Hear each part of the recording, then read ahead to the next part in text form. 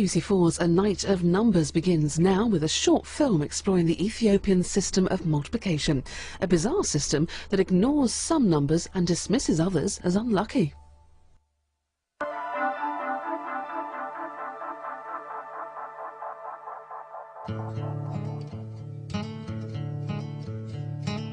Could you imagine a world without fractions? A world where you could throw away your times tables?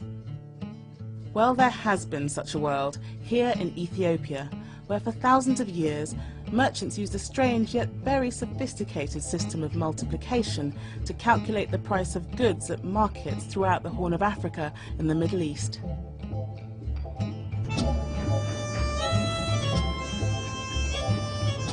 Today, the price of Ethiopian coffee is calculated on cash registers. But where we in the West rely on modern technology, thousands of years ago, traders made their calculations with pebbles. All they needed to know is how to halve a number and how to double it. To Western eyes, the Ethiopian system is so strange that it seems more like a magic trick. To multiply 11 by 15, put the numbers into 2 columns. Keep halving the number on the left, ignoring all fractions. 11 becomes 5, becomes 2, until you reach 1. In the other column, you double. 15 becomes 30, becomes 60, becomes 120. Whenever an even number appears in the halving column, ignore the row. Group the remaining beans in the doubling column together and count. You get 165, the perfect answer. It seems unbelievable that a system can ignore fractions, even throw away parts of the calculation and still come up with the right answer. But it works every time. Take another example. When we multiply 31 by 25 using long multiplication, we multiply 31 first by 5 and then by 20 and add the results together.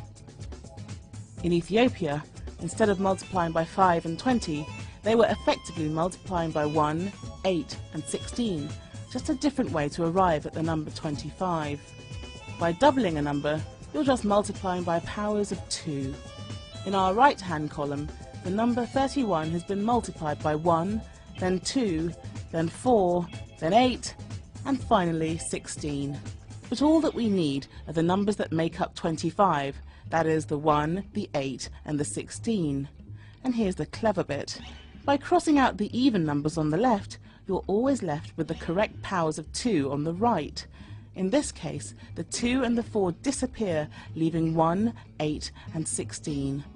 By breaking the multiplication into powers of 2, the calculation has been converted into base 2 arithmetic. Once the sum has been broken down, all that remains is a simple addition. It's a system that seems completely foreign to Western eyes, but in fact we use it thousands of times a day because it's this system that powers today's computers. So there are 3 ways in which this is written. Secondly, it's breaking multiplication down into a series of addition. And thirdly, it's breaking everything down into very simple steps. Making calculations as simple as possible was all the inventors of the Ethiopian method wanted to do. The solution they came up with is central to the way we live today.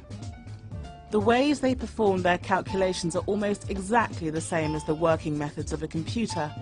Amazingly, it seems that centuries before the invention of computers, Ethiopian traders cracked the code that lies behind the modern age.